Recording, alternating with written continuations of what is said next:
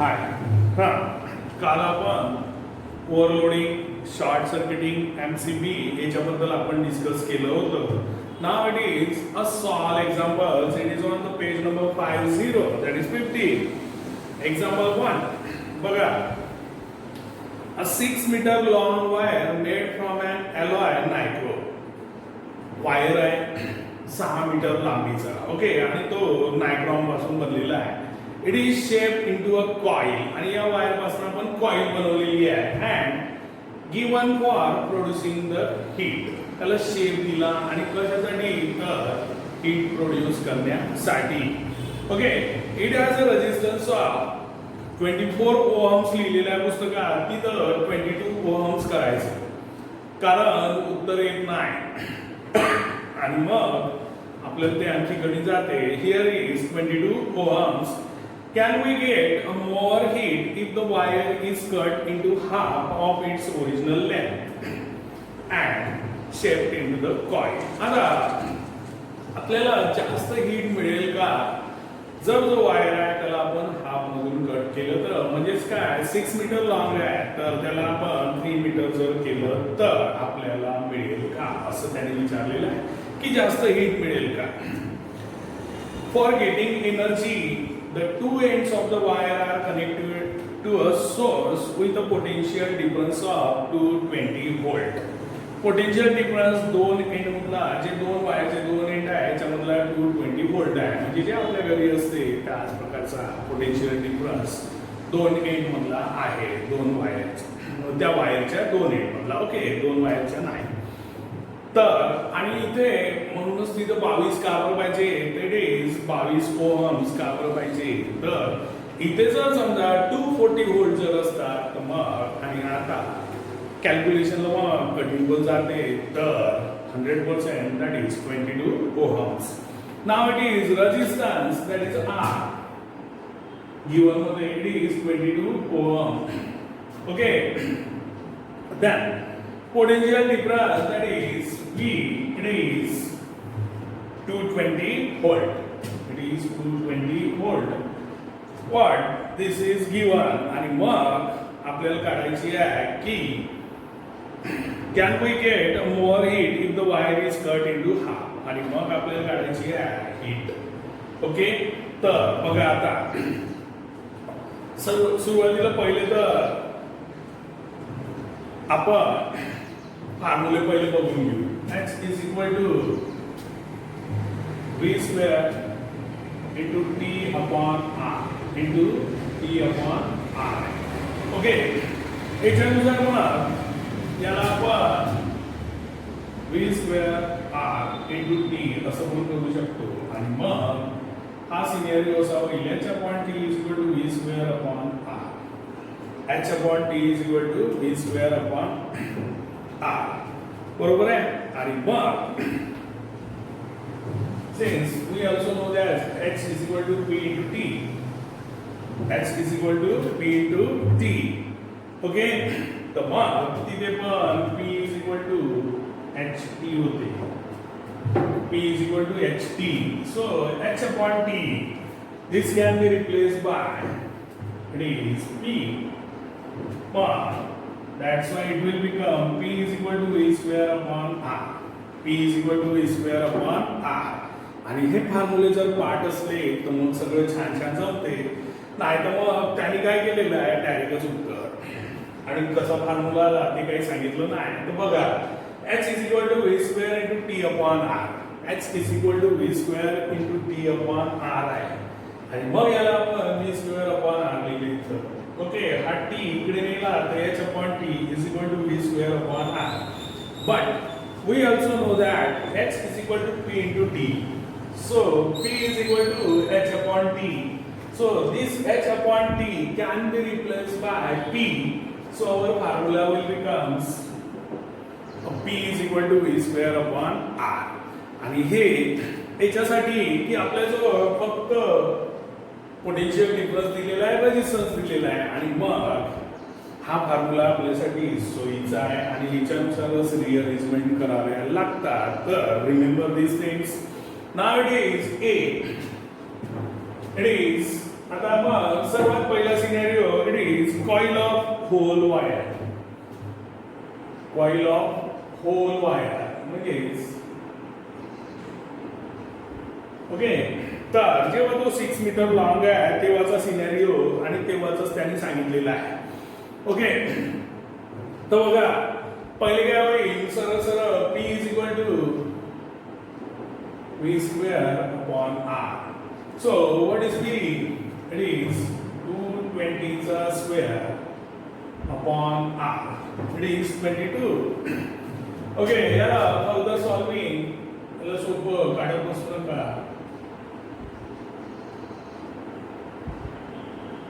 So it is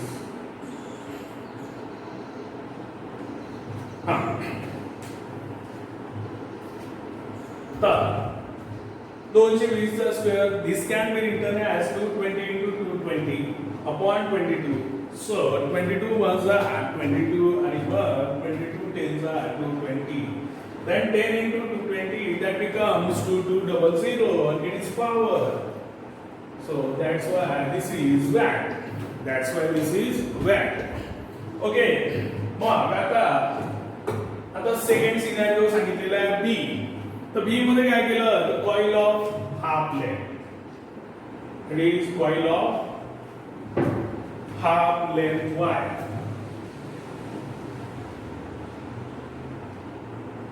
okay. मग सरळ सरळ आता लेंथ आपली हाफ होईल पण इथं लेंथ दिलेलीच नाही आहे. तर मग सरळ सरळ काय होत आहे जेव्हा आपला 6 मीटर लॉंग आहे तेव्हा रेजिस्टन्स आहे 22 मीटर्स. ओके. तर 3 मीटर्स लॉंग होईल तर त्याचं रेजिस्टन्स होईल अर्ध कारण डायरेक्टली प्रोपोर्शनल असते. ओके.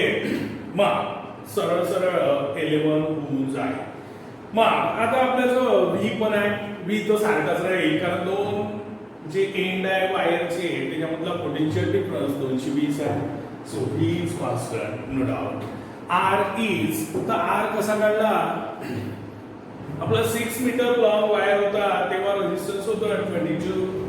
तेव्हा रेजिस्टन्स होतं 22 ohms. आता मग 6 मीटरचा हाफ केलेला आहे that means it is 3 metres. So the resistance will be 11. Resistance will be 11. Okay. Now it is P is equal to V square upon R. V square again it is 220 square so it is 11. So it is 11. Now it is 220 into 220 upon 11. So it is that is 20 into 220 and 1. So it is 4400 watt. मग सरळ पहिल्या केस मध्ये आपल्याला किती मिळाली होती power that is 2200 watt. पण जेव्हा हाफ केला वायर आपल्याला 4400 वॅट मिळालं. So this means that more heat will be obtain after cutting the wire into the half. आणि 4400 खूप जास्त आहे म्हणजेच काय होईल जर आपण वायर जर कट केला तर आपल्याला जास्त हीट प्रोड्यूस झालेली मिळेल. So it is the more heat will be obtain after cutting the wire into the half. That is the answer. सर्वात शेवटी स्टेटमेंट लिहिल्याशिवाय राहायचं नाही. तर असं साधं आहे. तर पहिले पूर्णच्या पूर्ण ते फॉर्म्युले पार्ट पाहिजे आणि त्या फॉर्म्युल्यामध्ये मग रिअरेंज करता आलं पाहिजे आणि त्याच्यानुसार मग इथे जे आहे कावर P is equal to V square upon R आणला. The reason we do have a potential difference, we do have a resistance. That's why we have brought this into this formula and that will make the problem solving. Solve example आहे पण बिचाऱ्यांनी कुठून आला काय आला असं काही दाखवलेलं नाही आहे. Direct P is equal to V square upon R अशा प्रकारचं घेतलेलं आहे. So this is our first solve example. आता सरळ सरळ example number 2. Example number 2. तो बघा it is a cell is connected to a 9 ohm resistance. Cell connect केलेली आहे सर्किट घेतोय ज्याच्यामध्ये रेजिस्टन्स आहे 9 ohm. Okay, because of which heat of 400 joule is produced per second due to the current flowing through it. आणि मग 9 ओहमचा resistance आहे आणि ज्याच्यामुळेच हीट प्रोड्यूस होऊन राहिलेली आहे 400 joules. तर कशामुळे हीट प्रोड्यूस होत आहे? करंट कंटिन्युअसली फ्लोइंग होऊन राहिलेला आहे, that is per second. Okay, obtain the potential difference applied across the resistance.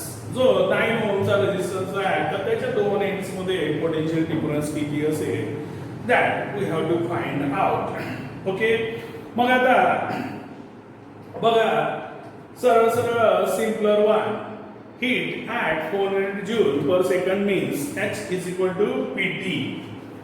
H is equal to PT. तर तेच पुन्हा P is equal to H upon T. P is equal to H upon T. कारण हा P इथे ठेवला. Okay, now heat produce is there. Time is there. Heat produce किती आहे? 400 joules आहे. Time किती आहे? per second. म्हणजे त्याचा अर्थ होईल it is 400 joule upon 1 second. That is 400 joule per second. That is watt. That is watt. Okay, हे झालं आपलं पीक पॉवर. आता पुन्हा आपण तिथेच मागच्या याच्यात P is equal to V square R कसा काढला होता तर ते सांगितलं, त्यामुळे आता मी काही सांगणार नाही. So now it is P is equal to V square upon R. P is equal to V square upon R. Okay, आणि आपल्याला काढायचं काय आहे तर पोटेन्शियल डिफरन्स काढायचा V. ओके, म्हणून आपण फॉर्म्युला वापरला आणि आपला जो P पण आहे आणि रेजिस्टन्स पण दिलेला आहे दॅट इज 9 ओहम. बरोबर आहे की नाही? म्हणून मग आपल्याला हा फॉर्म्युला पुन्हा सोयीस्कर गेला. पण सर्वात पहिले दिलेल्या याच्यानुसार जे हीट प्रोड्यूस नुसार पर सेकंड नुसार आपण काय काढली तर P ची व्हॅल्यू काढली दॅट इज इन वॅट. आणि मग आता आपल्याला हा फॉर्म्युला वापरता येईल. So it is P is equal to V square upon R. Now put the value. P is 400. V square, what we have to find out? That is potential difference. That is resistance is 9. Resistance is 9. It is 400 into 9 is equal to V square. Therefore, V square is equal to 3600. V square is equal to 3600. आणि मग सरळ सरळ 6 चा square 36 मग 60 चा square it is 3600. तर taking square root of both the sides and therefore V is equal to under root 3600 that is 60 volt. That is 60 volt. तर ही झाली आपल्या पुस्तकातली मेथोडॉलॉजी. आला दुसऱ्या मेथडनी पण सोडवता येते. तर बघा तर पहिले हे लक्षात आलं असेल तर सर्वात महत्त्वाचं दिलेल्या इन्फॉर्मेशन वरून आपण P काढला आणि आपल्याला दिलेलं होतं 400 joules हीट प्रोड्यूस होते per second. That's why P is equal to H upon T. 400 upon minus that is 400 watt. We have already get the P. Okay, we know R it is given that resistance is 9 and what we have to find out potential difference. So again the formula is same.